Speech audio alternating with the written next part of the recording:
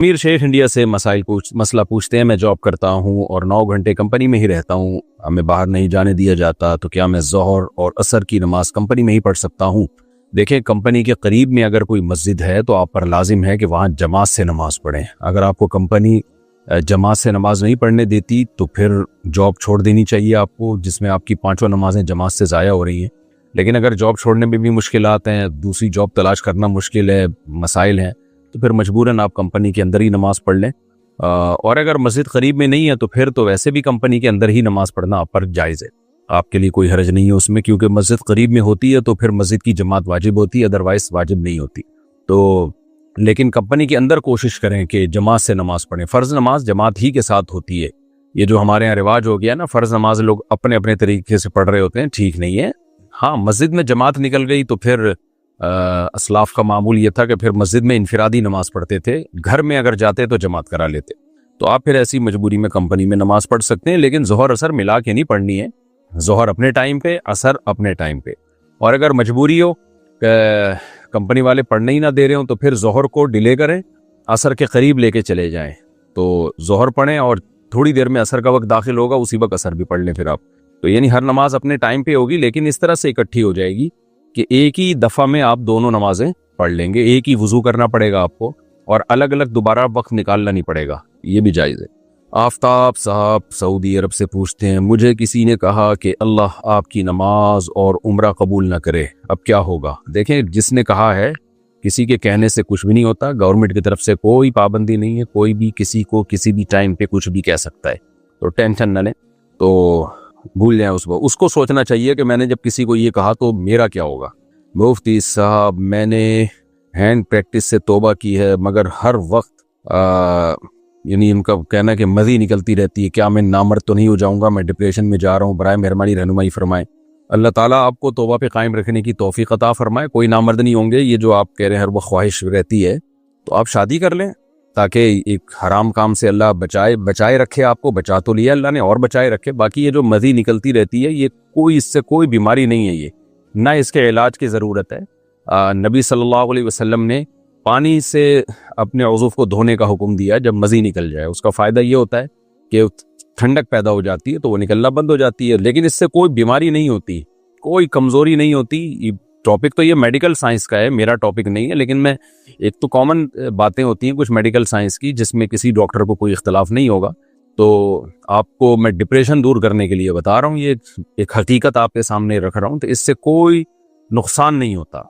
तो हल यही है कि आप जल्द से जल्द निकाह कर लें। बाकी अगर ये जो है वो तरी निकल रही है आपके जिस्म से, तो उससे नुकसान कुछ नहीं होता, कोई सेहत ख़राब नहीं होती इससे। बाकी अल्लाह आपको इस तौबा पर कायम रहने की तौफीक दे। आजकल बहुत सारे नौजवान इस बुराई में मुब्तला हैं और तौबा करते हैं तो फिर तोड़ देते हैं। फिर आपको अल्लाह ने तौबा की तौफीक दी है, तो अल्लाह आपको कायम रखे। मोहम्मद शान इंडिया से, मुफ्ती साहब मैं दाढ़ी रखना चाहता हूँ और मैंने ख्वाब में दाढ़ी रखने की नीयत की है, क्या ये नीयत हो गई? दुआ फरमाएं कि अल्लाह मुझे दाढ़ी रखने की तौफीक अता फरमाए। ख्वाब में नीयत से कुछ नहीं होता, ख्वाब होता है, जागती हालत में नीयत कर लें आप, तो अभी से नीयत कर लें। और मेरा ये सवाल जैसे ही आपके कानों में पड़े, ये जवाब पड़े, आप छोड़ दें दाढ़ी, बस अब नहीं काटनी। अल्लाह आपको इस पे कायम रहने की तौफीक अता फरमाए।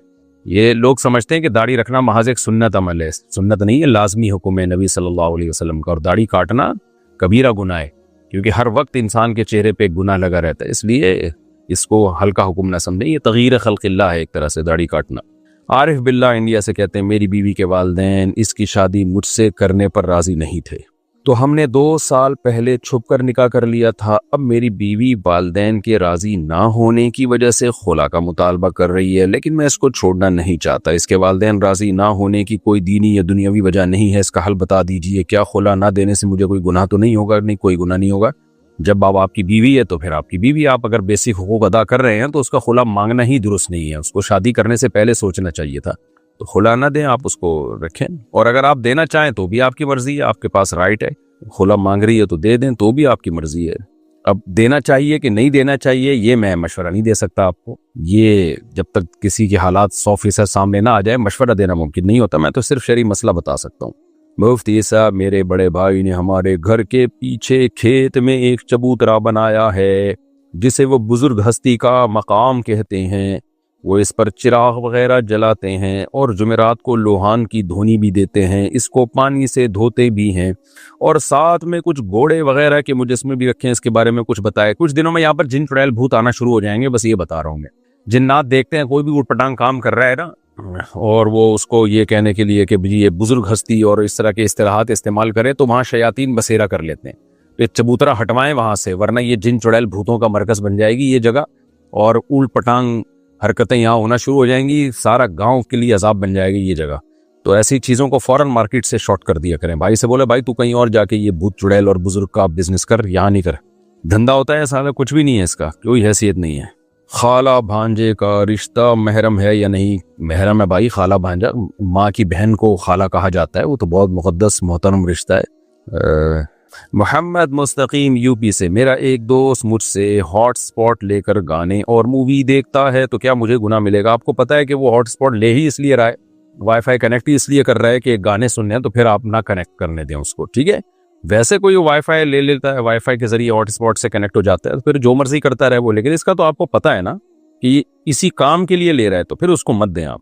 क्या कज़न की बेटी से निकाह कर सकते हैं? जी हाँ, कज़न की बेटी से निकाह, जब कज़न से निकाह जायज़ है तो उसकी बेटी से निकाह भी जायज़ है। रमीज़ अली कनाडा से, कोई ज्वेलरी जो किसी जानवर जैसे बतख वगैरह की शक्ल की हो, लेकिन शक्ल में आंखें ना हो, थोड़ी सी चोंच दिख रही हो, पता लग रहा हो कि कोई जानवर है, तो क्या इस जैसे जेवरात जायज़ हैं? क्या उम्र की वजह से कोई फ़र्क पड़ेगा? जैसे हज़रत आयशा रज़ी अल्लाह तआला अन्हा के खिलौने थे, क्या मसले में तंबीह और तशद्दुद करना जायज़ है?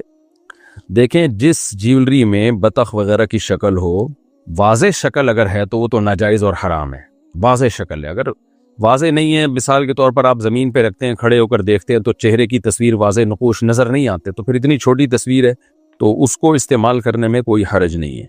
बाकी जो उम्र की वजह से, जैसे हज़रत आयशा की गुड़िया थी, खिलौने थे, तो वो गुड़िया दुनिया का लफ्ज़ हदीस में आया है, उसमें नहीं मिलता कि हमें चेहरे के नकूश थे या नहीं थे, क्योंकि नबी सल्लल्लाहु अलैहि वसल्लम ने बुखारी मुस्लिम की सही अहादीस में तस्वीर वाली चीज़ें रखने से मना किया, बहुत शिद्दत से मना किया है।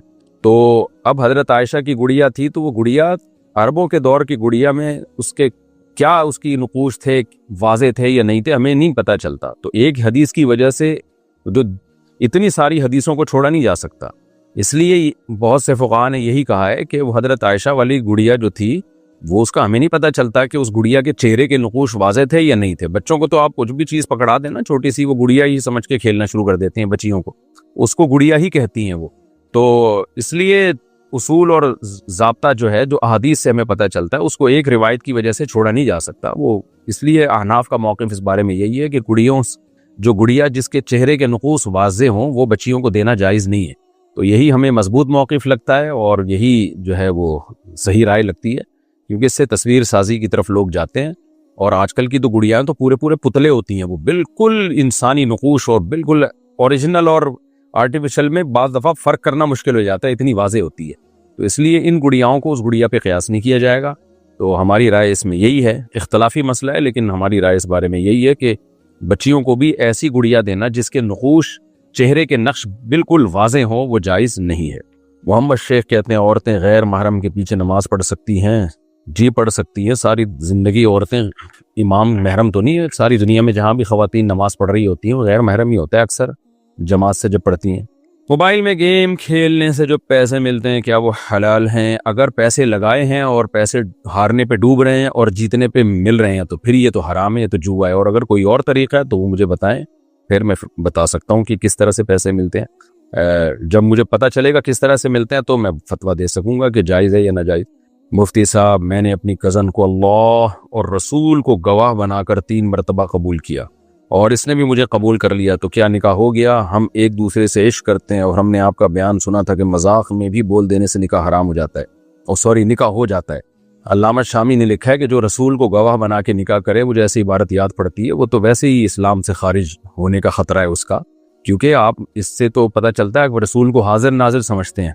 नबी सल्लल्लाहु अलैहि वसल्लम तो अपनी क़ब्र मुबारक में है, वो गवाह कैसे बन सकते हैं आप? यानी आज के जो अभी निकाह जो हो रहा है उस पर कैसे गवाह बन सकते हैं?